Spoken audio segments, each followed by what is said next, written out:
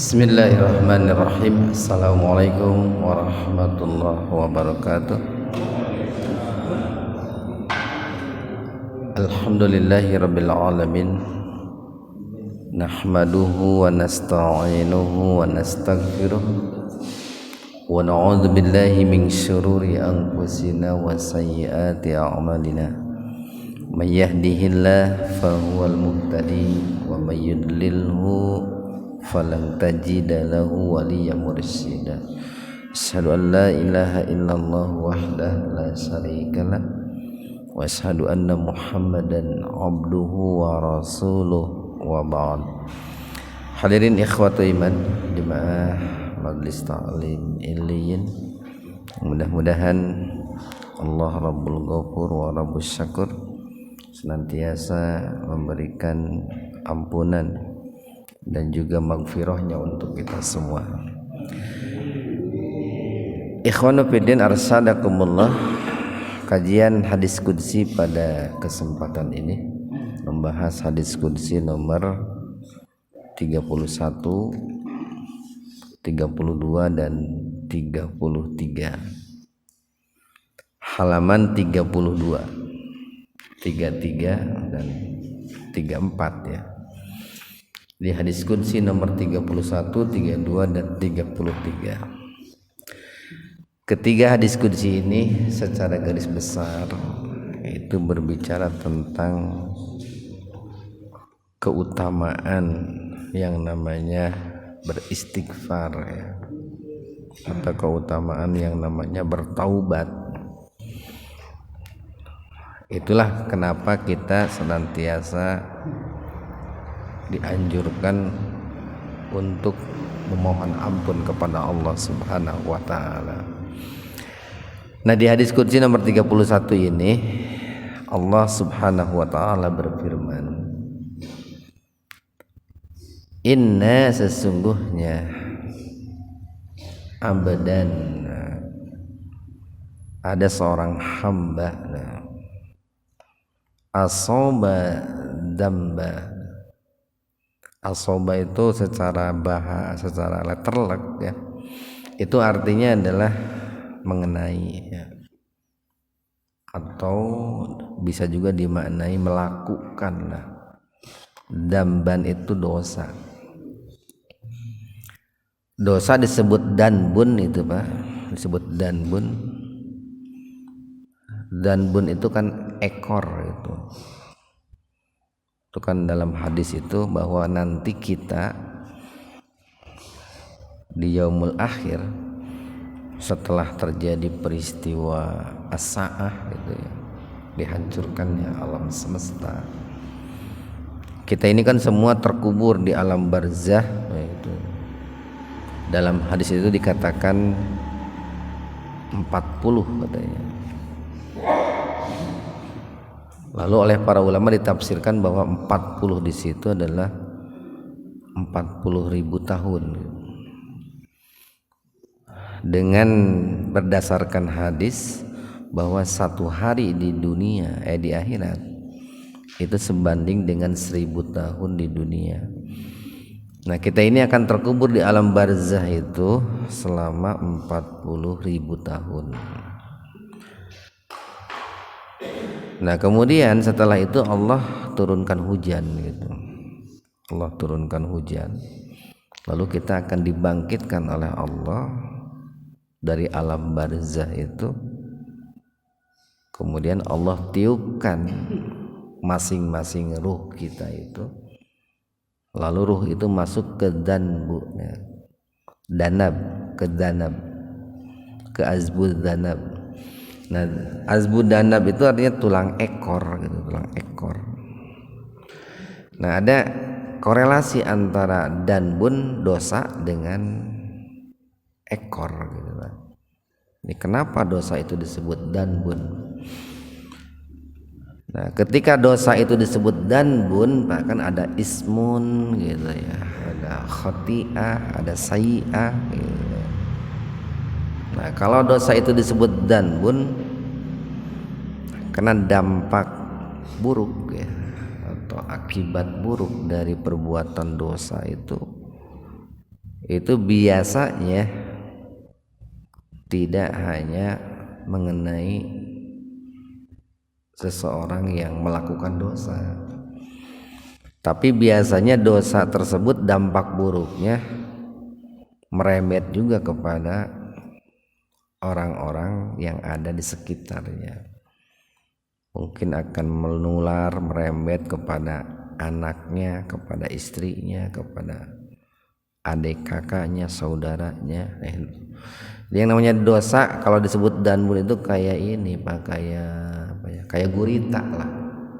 Kayak gurita itu banyak ekornya, itu kan akan mengekor kemana-mana gitu. Jadi dampak buruk dari dosa itu bisa mengenai kesehatan kita gitu kan. Bisa berdampak buruk terhadap ketenangan hidup kita, bisa berdampak buruk terhadap karir kita, perekonomian kita. Banyaklah dampak buruknya tuh, kayak gurita aja gitu. Inna abdan asaba danban, sesungguhnya seorang hamba melakukan suatu dosa. Warubbama qala adnaba danban, itu ini hampir sama nih artinya Pak nih. Atau gitu, Allah berfirman ada seorang hamba yang melakukan dosa gitu. Jadi antara inna abdan asaba danban dengan warubbama qala adnaba danban itu maknanya sama itu Pak. Faqala, nah kemudian hamba tersebut berkata atau berdoa lah, Rabbi wahai Rabbku, adnabtu, tu-nya itu menunjukkan saya itu, adnabtu, aku telah berbuat dosa gitu. Warubbama qala asabtu, nah ini sama juga nih Pak. Jadi adnabtu itu sama dengan asabtu gitu. Jadi ada seorang hamba yang berbuat dosa, lalu dia itu berkata, wahai Rabbku, aku telah berbuat dosa gitu.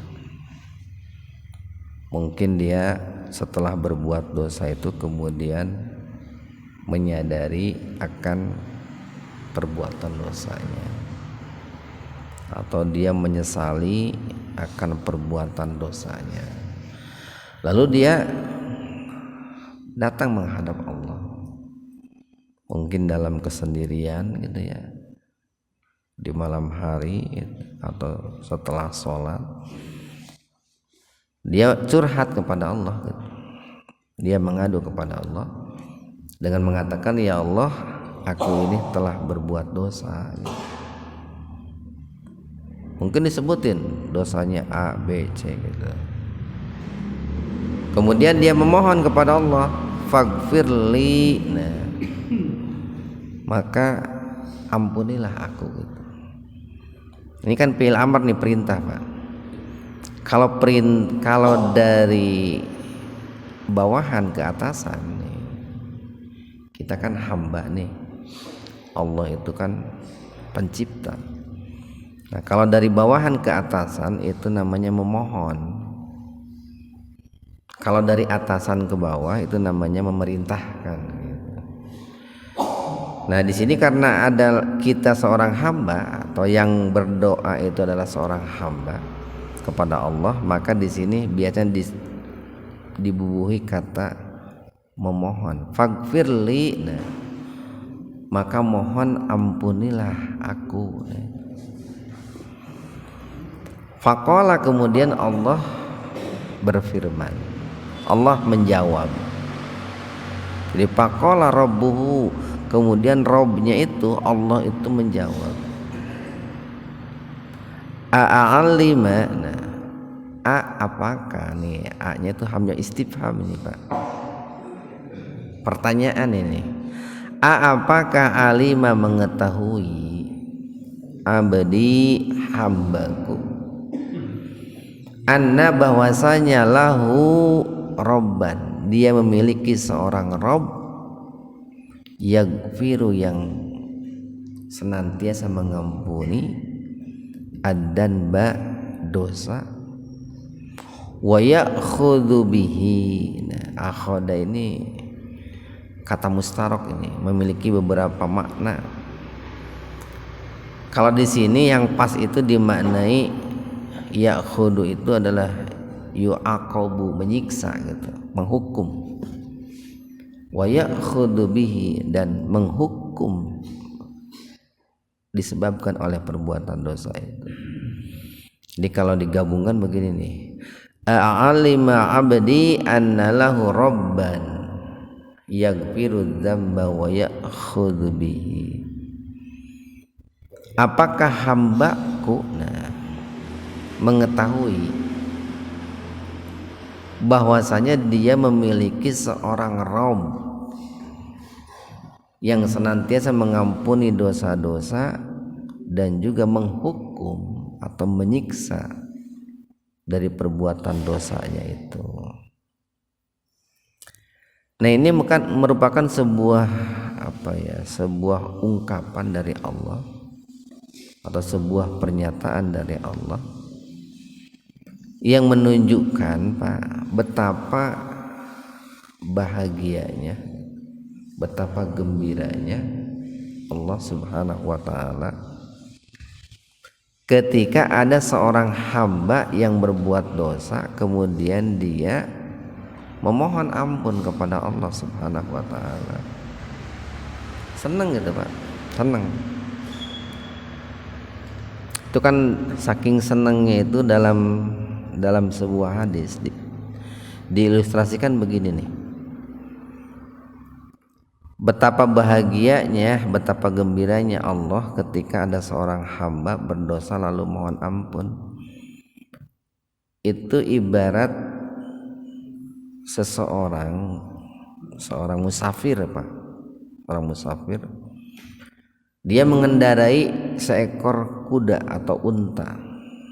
Lalu di tengah-tengah perjalanan dia itu beristirahat di bawah pohon itu, menghilangkan rasa haus, rasa capek. Nah, ketika sedang beristirahat dia lupa kudanya itu nggak diikat gitu. Lalu kudanya itu kabur gitu, dengan membawa semua perbekalannya itu. Kabur tuh. Nah, betapa sedihnya kan, betapa bingungnya orang tersebut.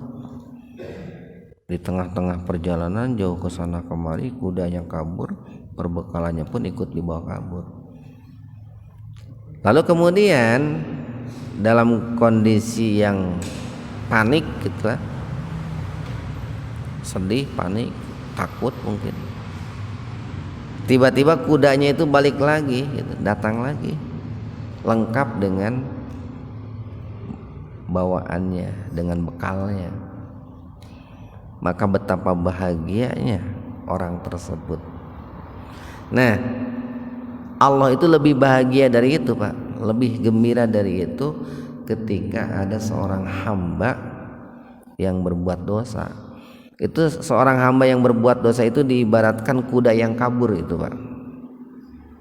Orang berbuat dosa itu kan menjauh, Pak, menjauh dari Allah, kabur dari Allah, dia mengingat dari Allah. Ketika dia beristighfar, ketika dia bertaubat, maka dia itu kembali kepada Allah. Itu ibarat seekor kuda yang kabur lalu kembali lagi, nah gitu. Nah, Allah itu lebih bahagia dari orang tersebut ketika ada seorang hamba yang berdosa lalu dia itu kembali kepada Allah.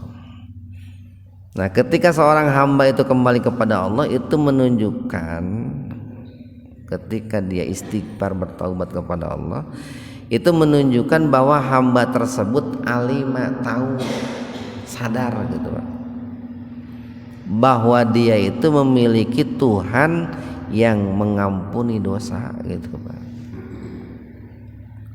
Bahwa dia itu sadar kalau berbuat dosa ya harus memohon ampun kepada Allah.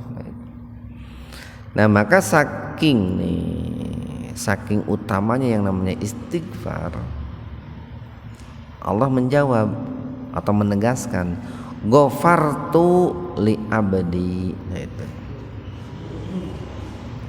aku telah mengampuni li abdi untuk hambaku tersebut, itu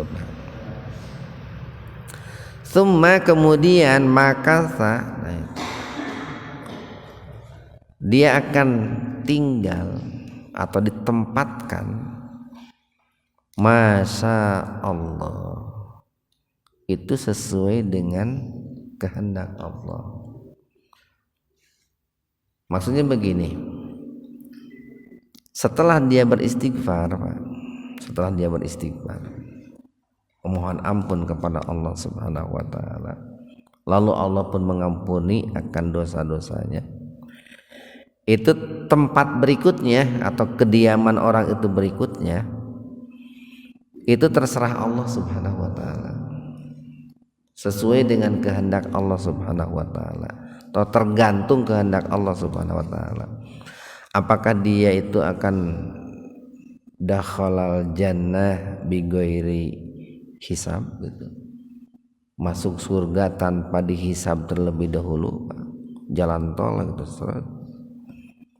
ataukah dia akan masuk surga ba'dal hisab, setelah dihisab, atau dakhalal jannah ba'da ahlin nar, gitu, akan masuk surga setelah sebelumnya masuk neraka dulu. Nah itu yang jelas Allah itu mengampuni dosanya, gitu. Cuman ketika diampuni dosanya, gitu kan, mungkin orang itu kan berbuat dosa bukan satu kali, gitu Pak. Dalam hidup mungkin ada ribuan kali, ada jutaan kali dia berbuat dosa. Ketika dikumulatif mungkin bisa miliaran triliunan dosa itu Pak. Bisa saja di antara sekian banyak dosa itu ada yang tidak sempat dimohonkan ampun. Jadi ada dosa umpamanya 1, 2, 3, 4 sampai 10 dia mohonkan ampun kepada Allah, lalu Allah ampuni juga. Tapi ada juga mungkin dosa 11, 12, 13 tidak sempat dia mohonkan ampun atau lupa dia mohonkan ampun. Nah, dengan begitu banyaknya dosa itu, sebagian ada yang diampuni karena dia mohon ampun, ada juga sebagian yang tidak diampuni karena dia tidak memohon ampun. Maka tempat orang itu masya Allah, itu tergantung atau sesuai dengan kehendak Allah. Dulu pernah kita jelaskan begini, manusia itu nanti di yaumul akhir itu terbagi kepada 4 golongan. Ada yang dakhalan nar bi ghairi hisab, gitu, masuk surga tidak dihisab, masuk neraka enggak dihisab dulu, geus loba ting dosana, gitu. Jadi perlu dihitung lah pokoknya, masuk neraka langsung, gitu. Firaun mungkin Pak, atau Abu Jahal teu kudu dihitung, gitu. Ada juga manusia itu yang masuk surga ba'da ahlin nar, gitu, masuk surga tapi sebelumnya dicuci dulu di sungai neraka, gitu, di dalam neraka. Ada yang masuk surga ba'dal hisab nih, masuk surga setelah dihisab. Ini hisab itu siksaan tersendiri Pak. Ketika orang dihisab itu kan tersiksa. Ya jangankan dihisab di akhirat Pak, dihisab di dunia aja. Pamannya bapak nih melamar suatu pekerjaan di sebuah perusahaan, lalu oleh perusahaan itu dinilai, deg-degan itu Pak, kan spor jantung.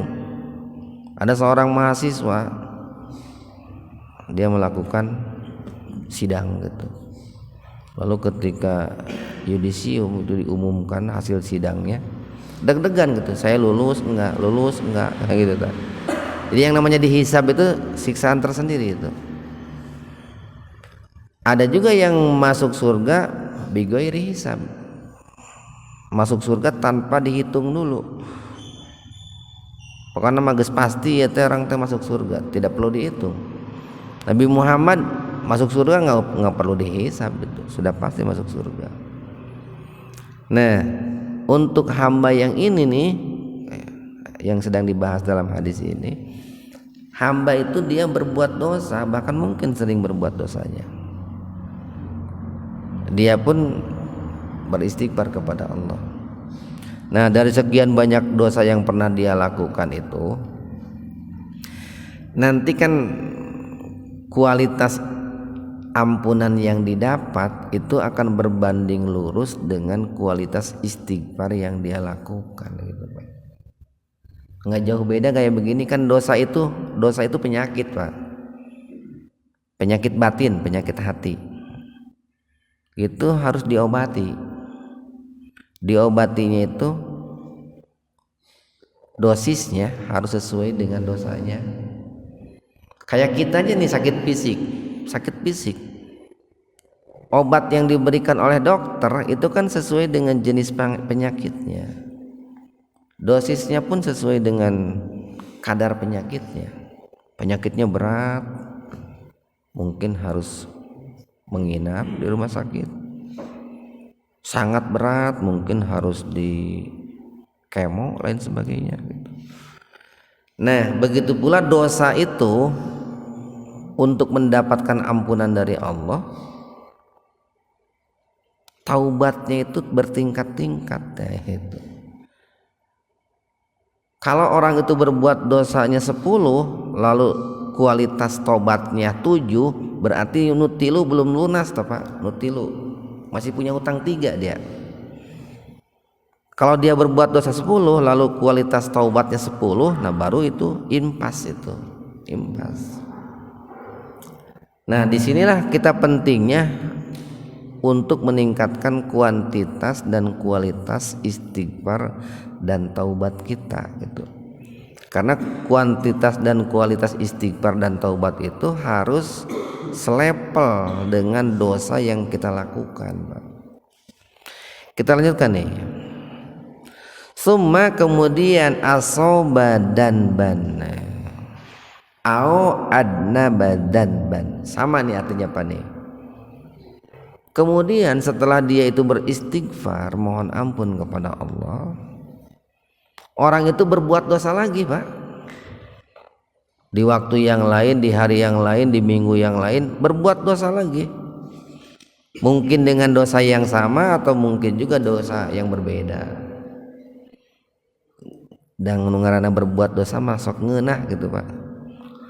Nges gen diulangi deui we kitu tah. Minggu hareup diulangi deui. Minggu hareup diulangi deui kan gitu tah. Jadi setelah dia mohon ampun kepada Allah di waktu yang lain, dia berbuat dosa lagi. Malah mungkin tidak lama, Pak. Jam 7 pagi berbuat dosa, nah jam 8 beristighfar. Jam 8 geus berbuat dosa deui kitu tah. Kan sok aya kitu jelema teh nya. Pakola kemudian orang itu atau hamba itu berdoa. Sama doanya juga, Robbi adnabtu au asobtu akhor. Akhor itu yang lain maksudnya, Pak.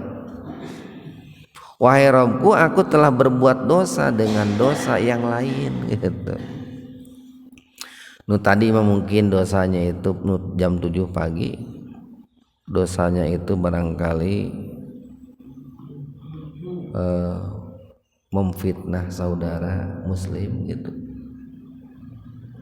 Beristighfar gitu ta. Jam 8 mah dosanya itu mungkin menyakiti istri kita gitu, Pak.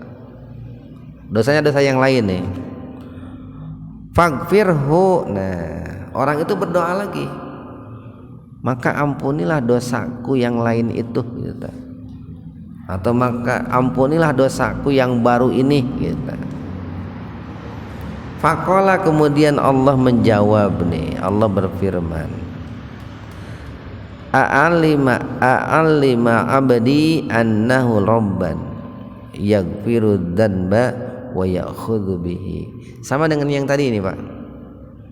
Hambaku mengetahui anna lahu rabban, bahwa dia memiliki seorang Rabb, yaghfiru dzanba yang senantiasa mengampuni dosa, wa ya'khudhu bihi, dan juga bisa menghukum atau menyiksa dengan perbuatan dosanya itu.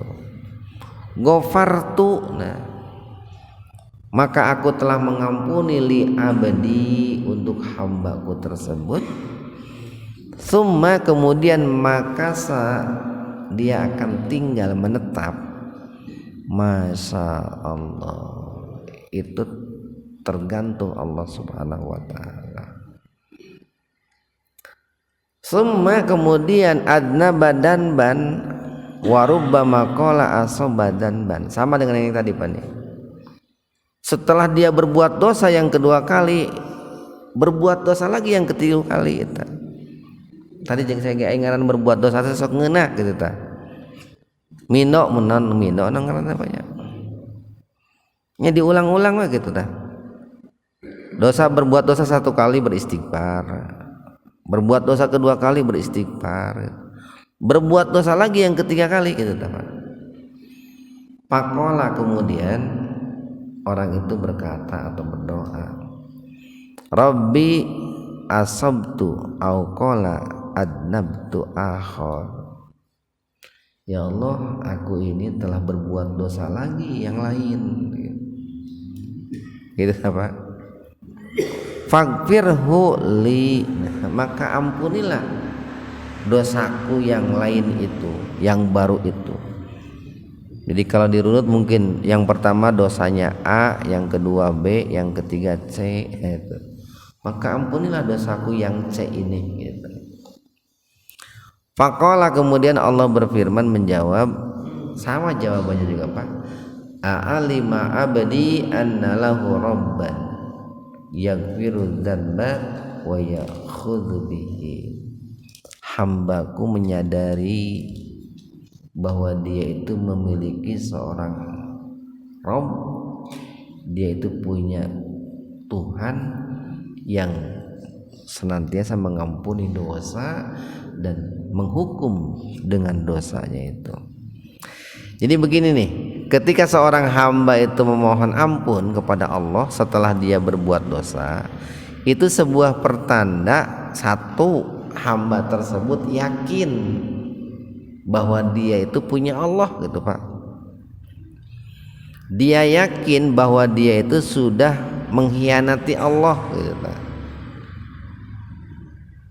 Yang kedua, dia yakin bahwa dengan perbuatan dosanya itu Allah akan menyiksanya gitu. Nah, karena dua alasan itulah,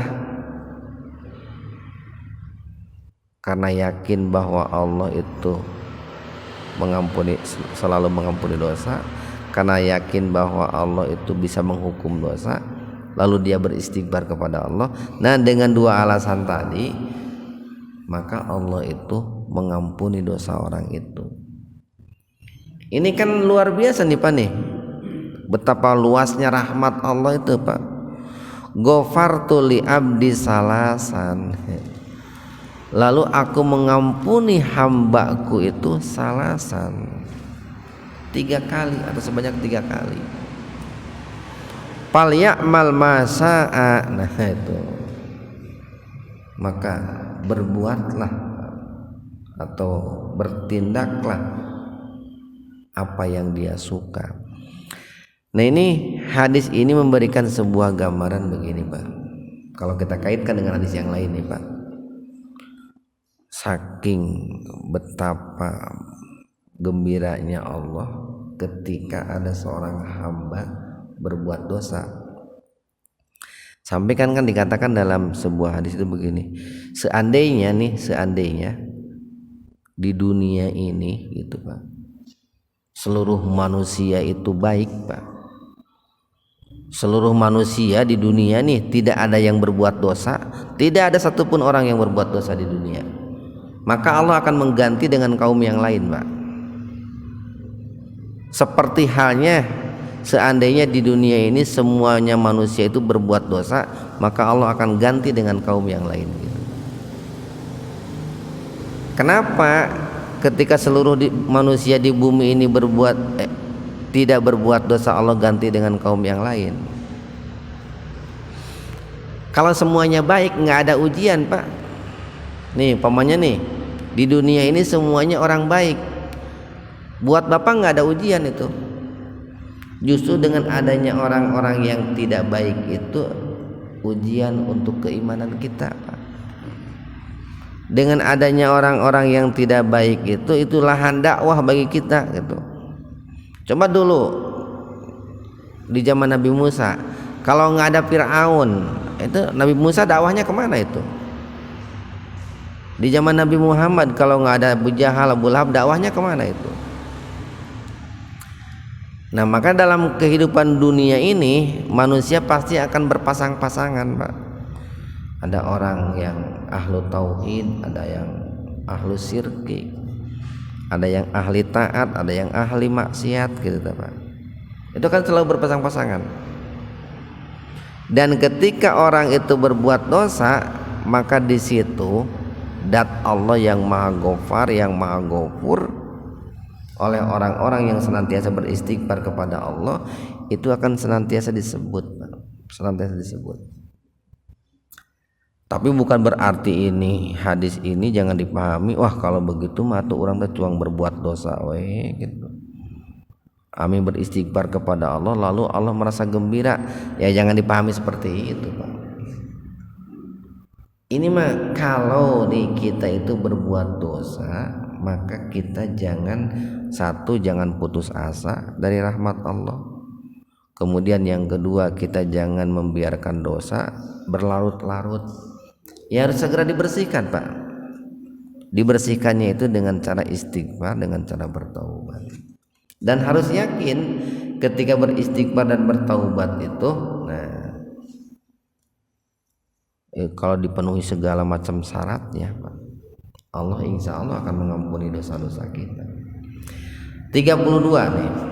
Inna iblisa qala li rabbih. Inna sesungguhnya iblis itu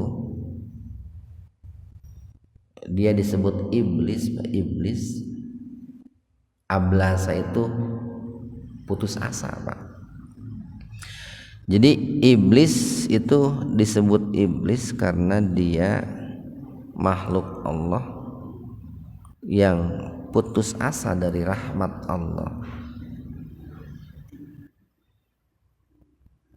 Setan disebut setan itu menjauh Pak.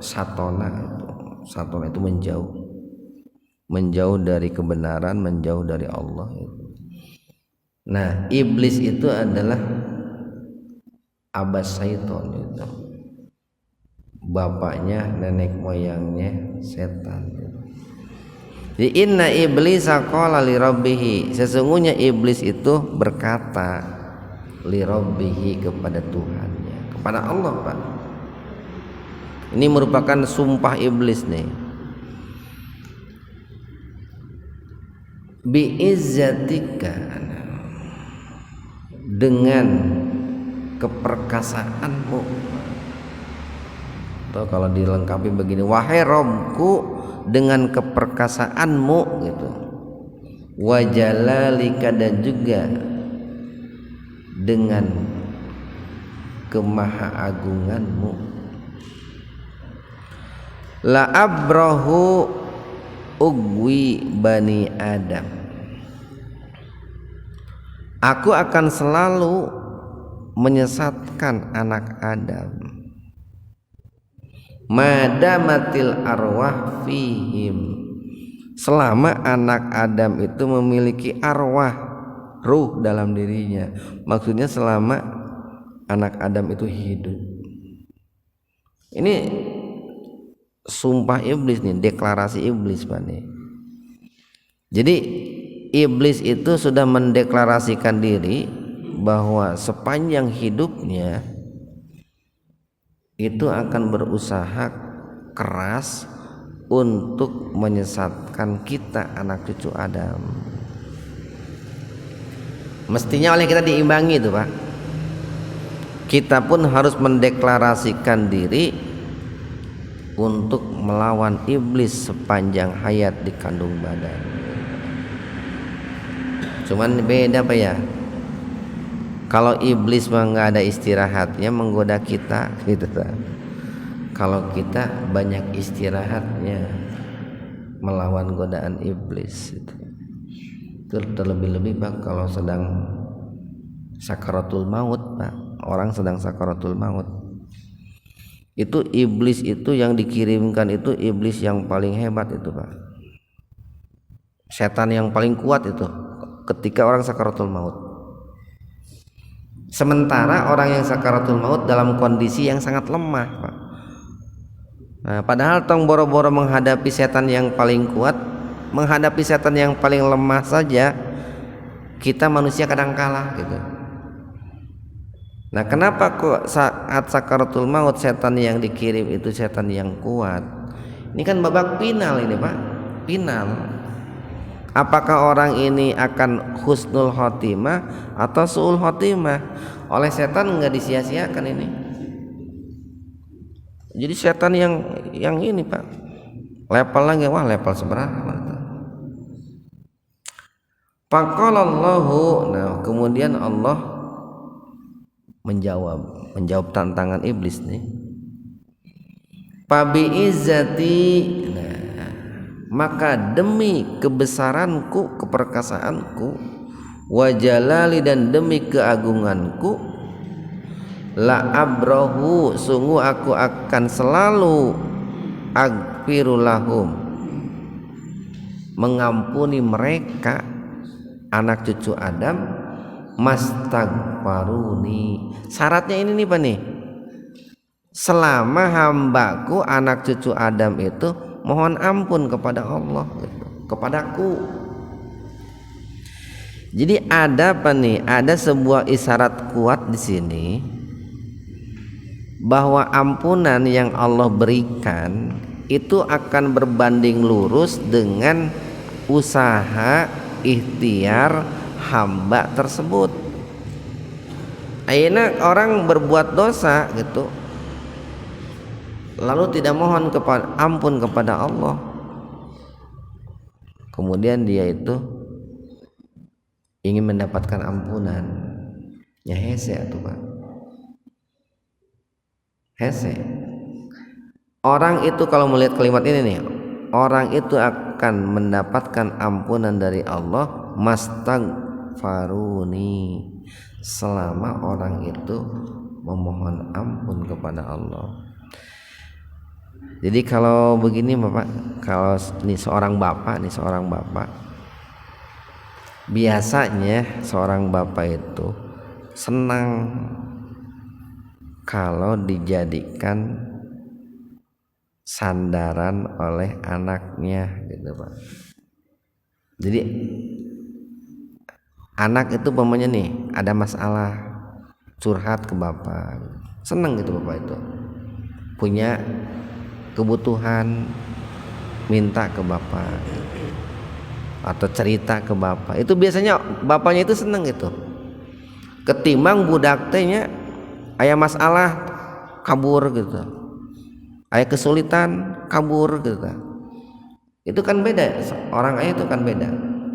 Nah begitu pula ketika ada seorang hamba itu yang berbuat dosa, itu kan bermasalah ya, lalu dia datang kepada Allah, mengadu kepada Allah, Allah itu seneng gitu Pak, seneng.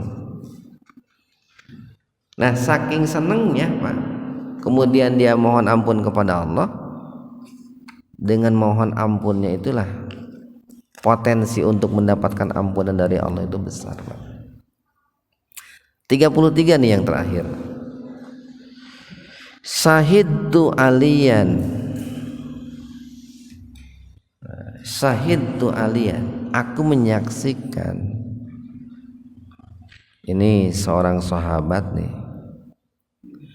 yang namanya Ali bin Rabi'ah, dia menuturkan syahidtu aliyan, aku menyaksikan Ali bin Abi Thalib gitu Pak. Jadi Ali bin Rabi'ah melihat atau menyaksikan Ali bin Abi Thalib bidabatin, dabah itu kan binatang melata Pak, mengendarai ya katakanlah seekor unta Pak. liar kabaha. Jadi dia menaiki mengendarai seekor unta. Falamma, maka ketika wadoa, dia meletakkan rizlahu, kakinya, firrikab. Nah, rikab itu ini tempat naik gitu. Kalau kuda atau unta itu kan kalau mau naik itu kan aya naon teh di sisi nanti. Ya ada pokoknya mah panetean lah gitu Pak di kendaraan itu.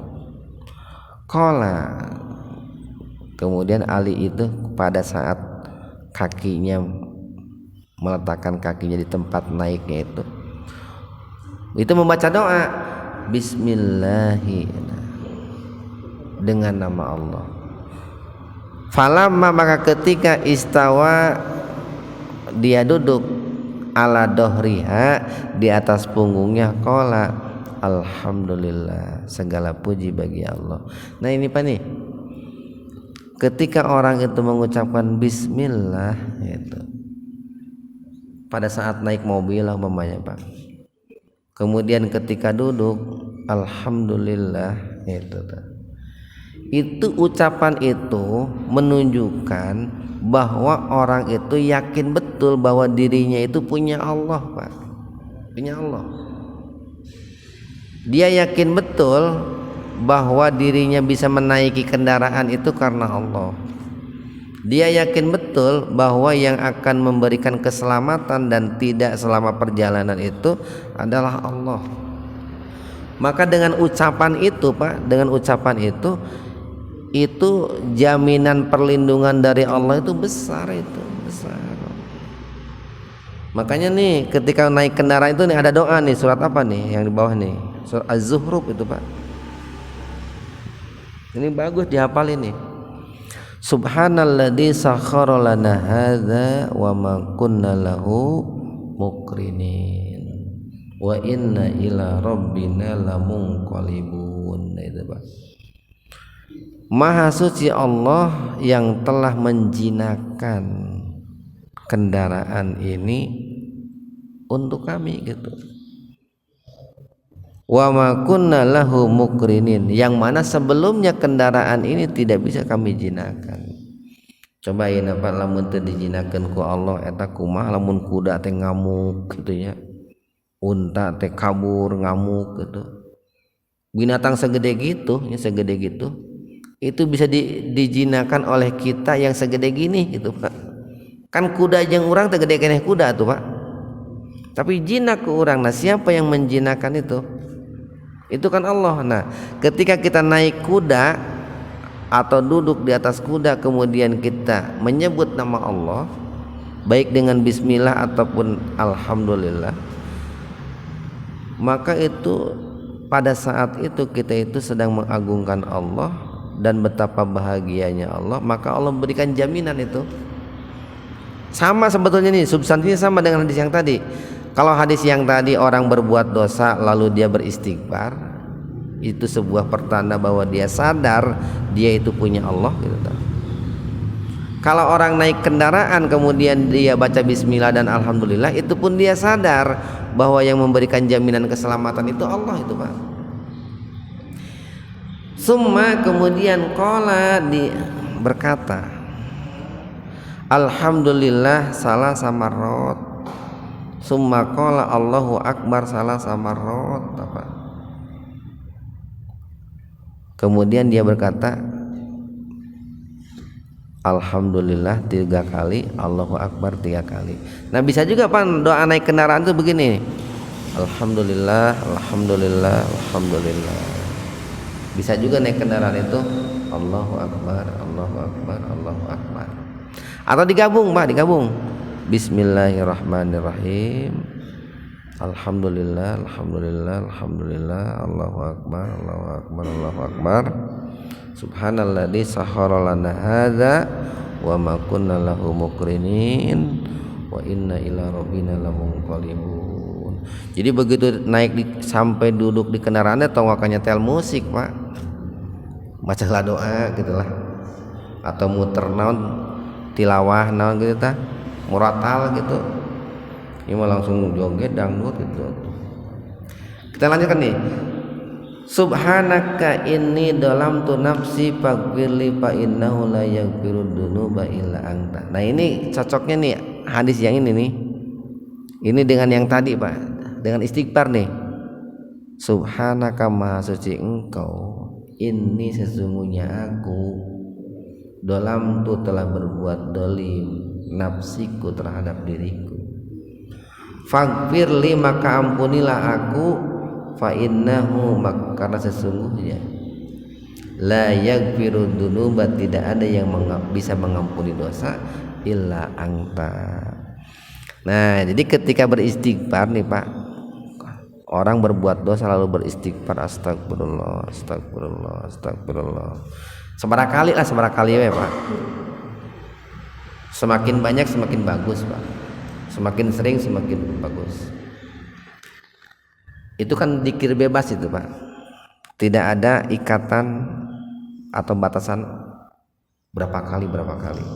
Lalu setelah itu, setelah beristighfar itu baca doa ini nih, subhanaka inni dalamtu nafsi faghfirli fa innahu la yaghfirud dzunuba illa anta.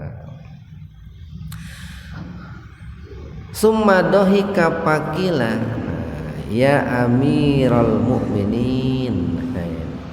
Ini kalau mau digabung begini Pak nih.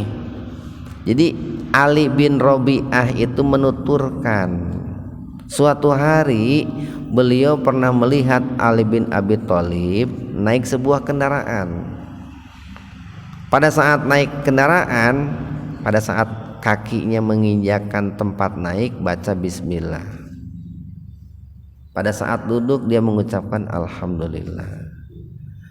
Setelah mengucapkan alhamdulillah dia baca doa subhanalladzi sahhara lana hadza wa ma kunna lahu muqrinin wa inna ila rabbina lamunqalibun. Kemudian setelah itu dia baca doa alhamdulillah 3 kali, Allahu akbar 3 kali. Setelah itu dia baca doa subhanaka inni dalamtu nafsi faghfirli fa innahu la yaghfirud dzunuba illa anta. Summa dohika, kemudian dia tertawa. Siapa yang tertawa itu? Ali bin Abi Thalib gitu kan. Tersenyum lah gitu Pak. Fakila kemudian beliau ditanya, ya Amirul Mukminin, wahai Amirul Mukminin, wahai Khalifah Ali, min ayyi syai'in dohikta. Kenapa kok engkau itu tertawa? Ada apa denganmu? Kenapa engkau tertawa? Qala Ali menjawab, ra'aitu Rasulullah fa'ala kama fa'altu. Karena aku melihat Rasulullah sallallahu alaihi wasallam melakukan seperti apa yang aku lakukan. Summa dohika fakultu. Kemudian pada saat itu Rasulullah pun tertawa. Fakultu, kemudian aku, kata Ali, bertanya, ya Rasulullah min ayyi syai'in dohikta. Kenapa engkau tertawa? Nah pada saat itu kenapa Rasulullah itu tertawa Pak? Lalu tertawanya Rasulullah itu ditiru oleh Ali di kemudian hari, dan itu kelihatan oleh Ali bin Robi'ah gitu. Jadi Ali bin Robi'ah melihat Ali bin Abi Thalib, Ali bin Abi Thalib melihat Rasulullah tertawa. Kenapa tertawa? Nah, Rasul menjawab nih, inna rabbaka ya'jabu min abdihi idza qala. Nah ini nih. Jadi Rasulullah itu sangat tertawa itu saking gembiranya Pak. Beliau itu mengilustrasikan itu atau menunjuk memperlihatkan nih betapa bahagianya Allah itu dengan tersenyum Pak, dengan tertawa.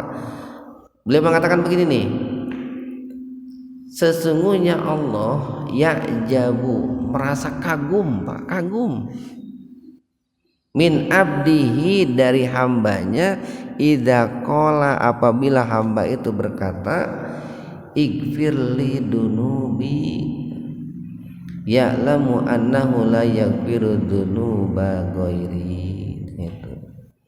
Nah, ini kalimat ini pendek nih Pak nih. Ighfirli dunubi eta mah apalkeun sambil pulang Pak di jalan Pak. Ngan dua kecap Pak, ighfirli ampunilah aku dunubi dosa-dosaku. Digabung ampunilah dosa-dosaku segitu Pak. Ighfirli dunubi. Nah segitu. Nah Allah itu bangga, kagum, bahagia kalau ada hambanya berkata seperti itu. Nah ada yang menafsirkan Allah itu tersenyum ketika ada seorang hamba berkata seperti itu. Cuman nggak usah dibayangin bagaimana senyumnya Allah Pak lah. Jangan samain senyumnya Allah dengan bapak-bapak gitu. Beda pisan Pak, jauh lah. Cuman Allah itu tersenyum gitu ketika ada seorang hamba itu ighfirli dunubi. Nah, karena Allah itu tersenyum bahagia, Rasulullah pun tertawa gitu Pak, seneng. Karena Rasulullah tertawa, Ali pun saat itu kan menyaksikan, ikut tertawa juga atau meniru tertawanya Rasulullah. Dan tertawanya Ali bin Abi Thalib itu dilihat oleh Ali bin Rabi'ah. Nah, poin intinya Pak nih dari hadis 31, 32, 33 itu kita itu dianjurkan untuk senantiasa beristighfar. Baik kita berbuat dosa ataupun kita barangkali ya Pak tidak berbuat dosa, perbanyaklah istighfar itu. Ighfirli dunubi. Atau mau lengkap yang tadi tuh boleh tuh Pak. Yang ini nih. Hadis 33 kan panjang tuh. Ada tuh. Bismillahirrahmanirrahim. Ini kalau seandainya mau istighfarnya di atas kendaraan Pak. Tapi kalau mau istighfarnya di tempat yang lain atau pada momen yang lain, kesempatan yang lain, ya cukup ini aja lain. Ighfirli dunubi. Ah, cenah teu apal cenah, aku bahasa Sunda we Pak. Ya Allah, ampunilah aku. Ampuni abdi. Ya Allah, ampunten abdi. Gitu Pak. Yang mudah-mudahan ada manfaatnya untuk kita semua. Subhanakallahumma wa bihamdika asyhadu an la ilaha illa anta astaghfiruka wa atubu ilaik. Assalamualaikum warahmatullahi wabarakatuh.